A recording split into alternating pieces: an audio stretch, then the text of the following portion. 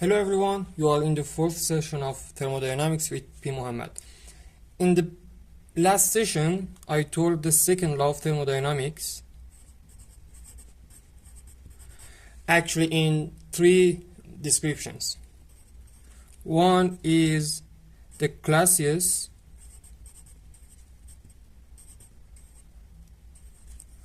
actually these are laws: Clausius law, Kelvin law, and Carnot law.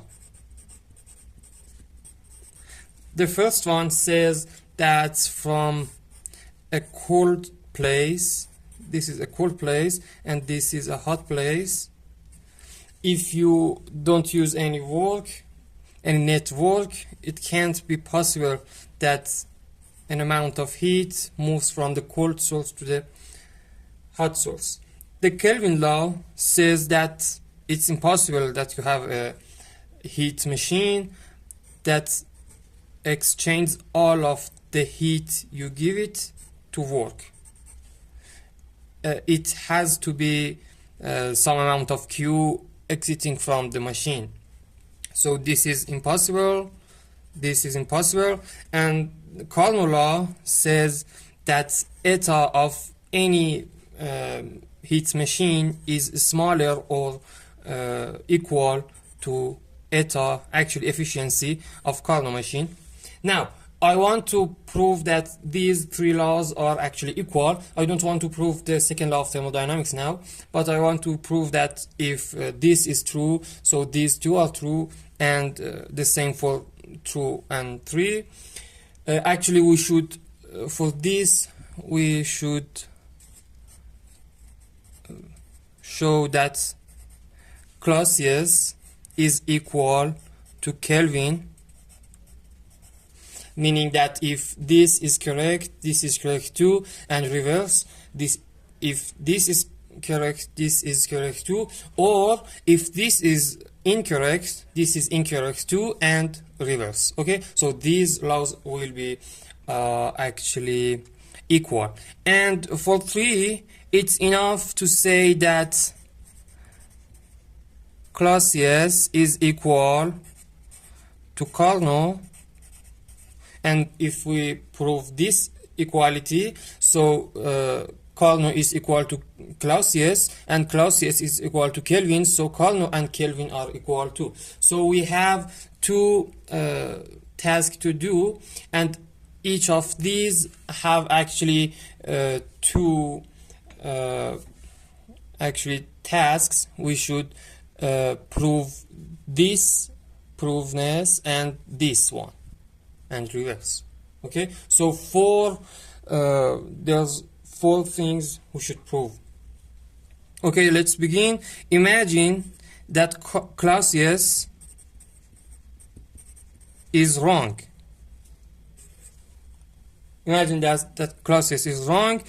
I want to show that this holds that Kelvin is wrong. This proving is equal to this, that if Clausius is correct, and so Kelvin is correct. Okay, and after that I should prove the reverse. Now imagine that this is a hot source and this is a cold source, and incorrectness of Clausius says that this is possible. This is an amount of heat named Q, and actually you can put a Carnot machine here, or not necessarily. It can be a not Carnot machine. This is a heat machine, and it takes a Q1, gives a W and Q2. Okay, this Q can be any amount, so I can name it Q2. So every amount of and if this is Q, I can actually build my machine in such a way that this Q that exits the machine is equal to this. Okay, so you can think it is like this. that this is the machine, Q1, this is the machine, and this is W, and this is Q2, and Q2 comes back to the hot source. So you can think that it actually don't enter the cold source, and it comes back to the hot source, and the heat that exits the hot source is Q1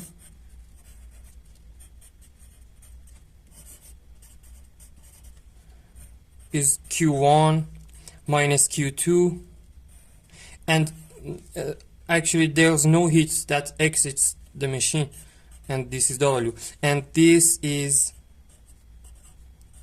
incorrectness of Kelvin law, and so this has been proved. Now let's prove the reverse. Now think that Kelvin is incorrect. Incorrectness of Kelvin holds incorrectness of Clausius. To begin, imagine that this is hot place and this is cold place, and incorrectness of Kelvin says that you can have such a machine like this, which takes an amount of Q1 and gives an amount of W without any Q cold actually. And now put a Carnot machine here. Carnot machine can be reversed and use it in reversed way. A reversed Carnot machine is this, and it takes, let's name it Q. This is Q, and this is Q1, Q2, and this is Q1. Okay, let's name these. And now, from the first law of thermodynamics, actually the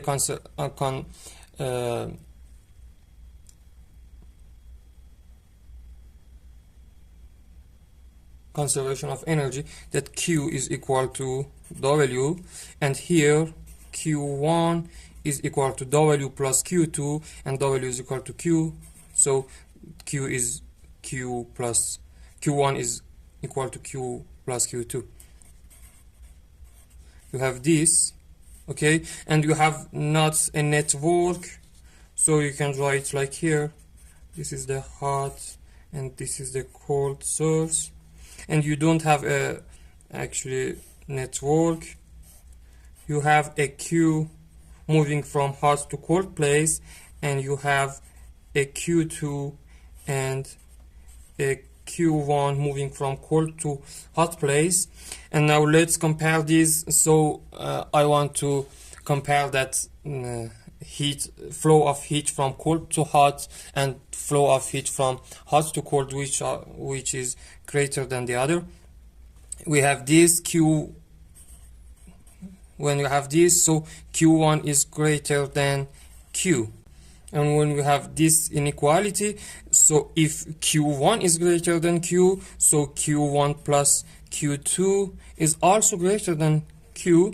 And what is this? This is the flow of heat from cold to hot place. And what is this? This is the flow of heat from hot to cold place. And when this is greater, it means that heat of flow to the cold to hot place is more than the reverse, and it is like that you have this hot and cold places, and you have a heat of flow from cold to hot place, which is Q1 plus Q2 minus Q, Q2 minus Q. This is a positive, because if you move Q to the other side, this is positive, and a positive amount of heat is moving from cold to hot place, and this is actually incorrectness of Clausius. So till now I have proved that this is right. Clausius and Kelvin laws are equal. Now let's go on Carnot. In the last session, I proved that incorrectness of Carnot holds incorrectness of Clausius. The method I used, you can go to the last session of thermodynamics and watch it.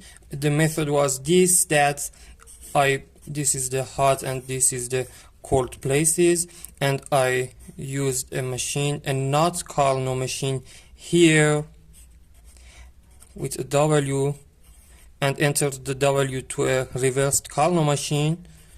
This is Q hot of NC machine, and this is Q cold of NC machine. This Q cold of C machine, and this Q hot of C machine.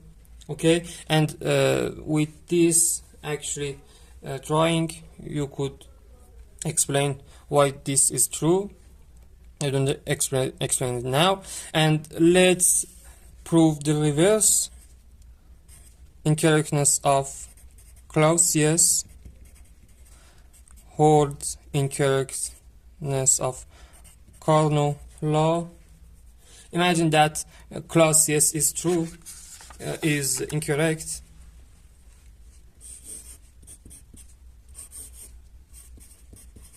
Incorrectness of Clausius means that you can have this.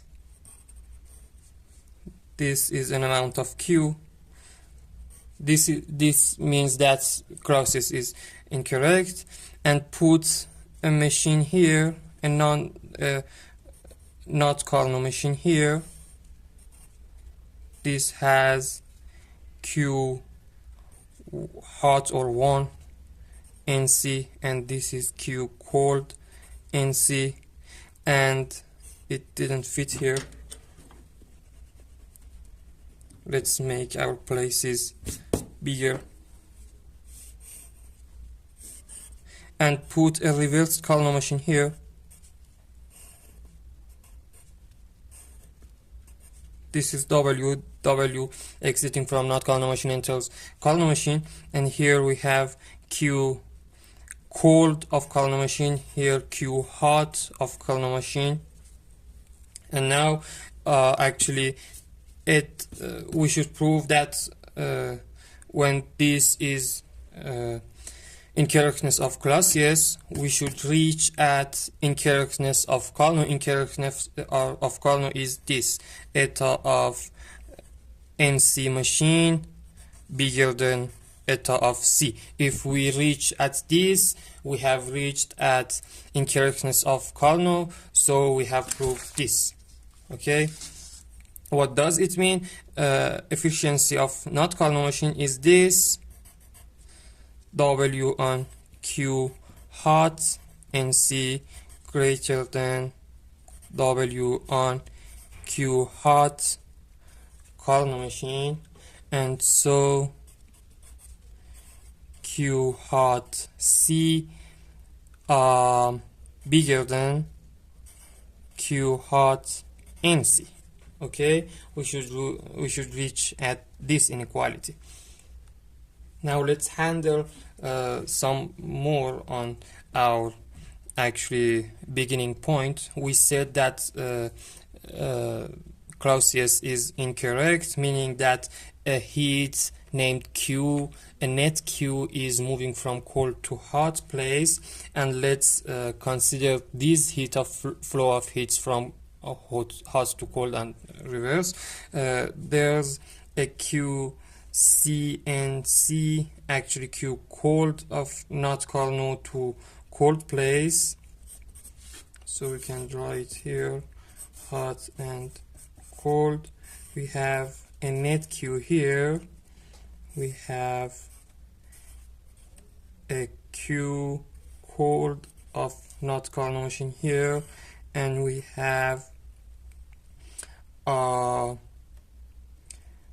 and also a Q hot of NC, and here we have a Q cold of Carnot and Q hot of Carnot. So the incorrectness of Clausius, which we thought it is true, means that there's a net flow of heat from cold to hot. So we have to be Q hot C plus QCC greater than QCNC plus QHNC, and we have another Q here, which actually our beginning point doesn't say that we have a Q here. It says that the flow of cold to hot place is something like Q. So actually this is meant by this. Okay, so our beginning point says that this equality is true. We can build our machines in such a way that these heats are equal. Actually, the heat that exits from the not Carnot goes to the Carnot machine. So if these are equal, these cancel each other, and so QHC will be greater than QHNC, which we told here. And when this is true, actually the incorrectness of Clausius said this. Okay, if Clausius is incorrect, we have this, and so we have this the same, and when we have this, we have this, and we have this, and this is the incorrectness of Carnot.